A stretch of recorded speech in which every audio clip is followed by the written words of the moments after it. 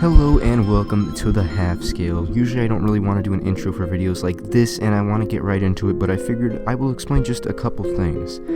First is that the reason I am making Portal 1 and 2 in the same video is for multiple reasons, but the main reason is that Portal 1 is just extremely short and there's not too much to talk about, and I like to keep these reviews brief anyways, so I figured I would just combine both into the same video.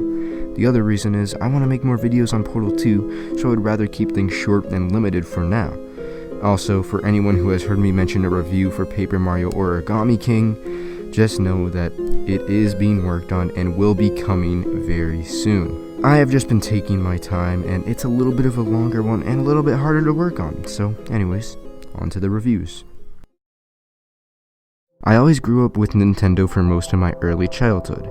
Until getting a little older, I got a PC and an Xbox. Before then, I replayed a lot of the same Nintendo games for the DS and Wii over and over again, and I was pretty happy with that at the time, and honestly, I still appreciate most of those games to this day. I then started to really enjoy games for Xbox and PC, and also, in between Nintendo and PC, I was playing lots of Minecraft and Roblox. A ton of Roblox. So I started to assume that all the great video game titles being released would be things that I just wasn't going to enjoy. I would see story games and single player titles I had never experienced and just think it was fine keeping it that way.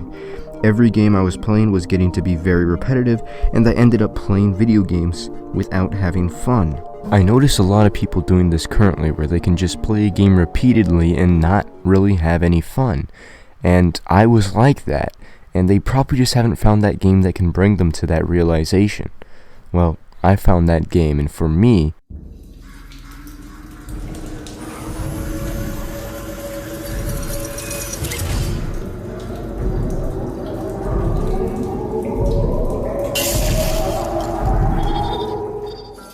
that game was Portal 2. After having my computer for quite a while, I discovered Steam, which somehow I didn't know was a thing. Steam is basically an online store where you can buy tons of games, and it's basically what everyone with a PC uses for their video games. When I first got Steam, I got games like Who's Your Daddy, Muddy Heights 2, Undertale, and Goat Simulator. Things just weren't looking too good in my Steam library. I mean, to be fair, Undertale is pretty good, but come on, Muddy Heights? Oh my.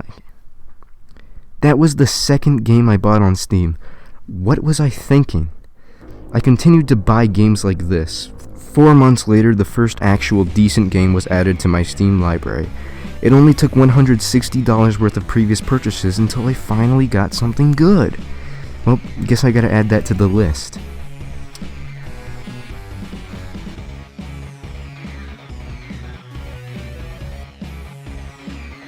Yeah, that seems about right. Right after buying What the Box, I'm not kidding, I bought Portal 2 when it was on sale just to make the most of my money I had left in my Steam wallet. That was the best purchase I made with the money I spent that entire month. I mean, I really haven't played Planet Coaster since I bought it. Clearly, I didn't learn my lesson though. I kept buying games that I could care less about now. The point is, I played Portal 2 and realized I wasn't having fun with Roblox anymore. I started realizing flaws in the games that I thought I enjoyed, and I realized a lot of things about games in general. Wait a minute, Chuck E. Cheese Party Games for the Wii isn't good? Portal 2 was an example of a good video game to me, and I realized that single-player video games were definitely more of my thing. Much better experiences than the low expectation and quality of games published on Roblox. I also grew to appreciate some Nintendo games that I never really thought much of as a kid. I mean, this is what I'm talking about. Almost exactly 3 years after buying Portal 2, almost off by a day, I bought Portal 1. So I played them in the wrong order, but I still enjoyed both, and it's not like you really need to play them in order to enjoy them anyways. I bought Portal 2 expecting a puzzle game with maybe a little story, and got a great story and great puzzles and great gameplay. I bought Portal 1 just so I could fully understand what happened before Portal 2, and ended up having a great experience with that game as well. Now that you understand these games and my attachment or personal story to them, what do I actually think of them? Well, let's start with my thoughts on Portal 1.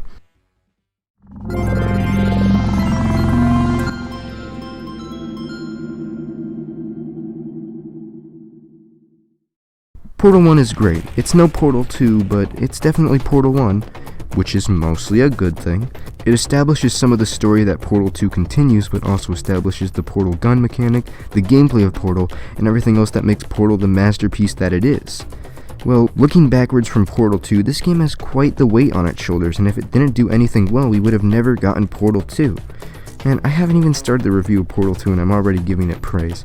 Anyways, in Portal 1, evil AI GLaDOS is talking to you throughout most of the game, and Valve's games usually have a good sense of humor, so every now and then GLaDOS will hint at things not being totally right. It's a humor that's hard to explain, but you've probably heard this kind of humor before. Here's an example of something that GLaDOS says. Please be advised that a noticeable taste of blood is not part of any test protocol but is an unintended side effect of the Aperture Science Material Emancipation Grill, which may, in semi-rare cases, emancipate dental fillings, crowns, tooth enamel, and teeth. So the joke is that you are now at risk of your teeth being completely removed, which is nothing you agreed to. GLaDOS does this a lot in both games where she just casually says that something can harm or kill you. At first, you might think that these are just humorous lines that Valve decided to throw in and they don't really mean anything. But in reality, they do reflect on GLaDOS's villain character. So already, they established GLaDOS as an amazing and interesting character. The other thing Portal 1 does well is create a sense of being watched, but also feeling alone. The empty soundtrack is perfect for the barren environments. Towards the end of the game, you end up walking through some of the offices and it is clear that nobody is at the facility anymore. Just you and the crazy AI that is GLaDOS. Portal 1 at its core is a puzzle game that was begging for more to be added onto its story, and it got just that. Portal 1 is extremely short, so at times the pacing is a little awkward, but ultimately, I think it does exactly what it needed to, so for that, I give it a solid 4 out of 5 on the half scale. It's a good game and totally worth playing.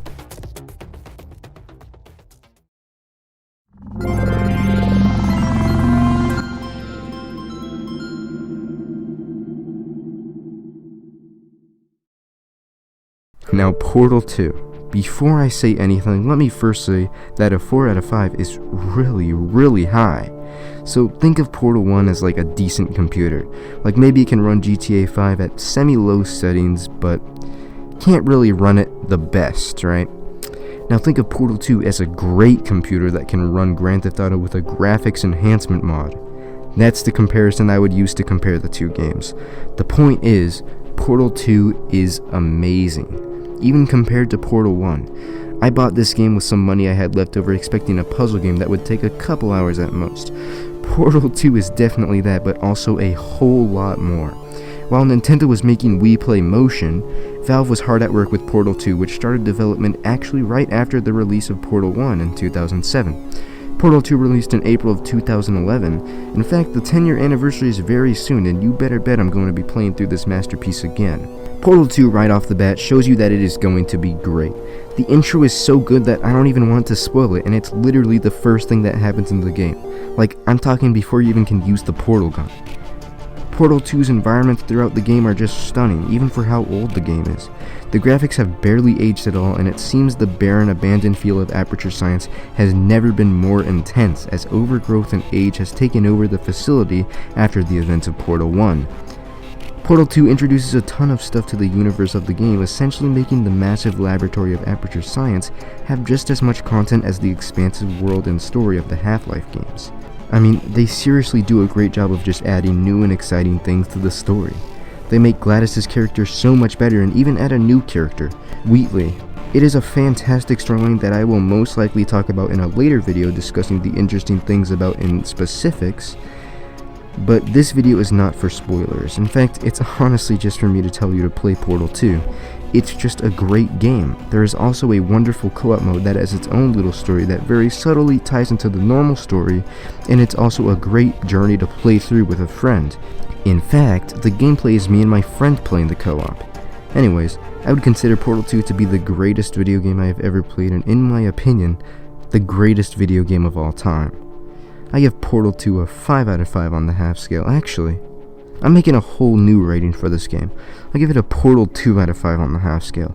It's just a perfect blend of everything all combined into a fun and intriguing game. I mean, you just gotta play Portal 2.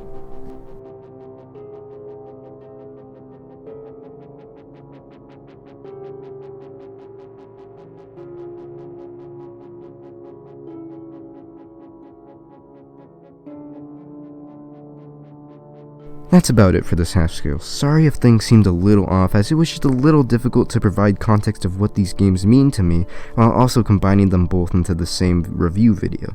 So I apologize if at times the script seems a little awkward, but thanks for being here. Stay tuned for the Paper Mario Origami King half scale, which I am definitely taking my time with. I might have to rework most of the script, as I just think I can make it better, so things might take a while. Anyways, be sure to follow my Twitch or any of that other stuff if you are interested. Music used will be down on the description, and yeah, I appreciate it.